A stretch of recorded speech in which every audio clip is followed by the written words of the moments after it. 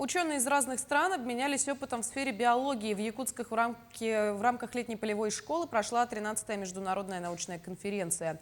В качестве лекторов в гибридном формате участие приняли известные ученые-биохимики из Китая, Японии и Америки.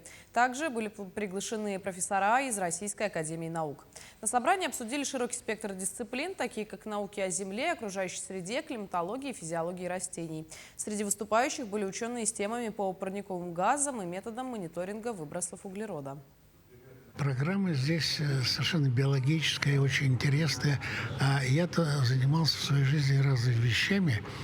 И, значит, я работал в области палеонтологии и геологии, и вот теперь, значит, астробиологии, ну и прочих других вещах.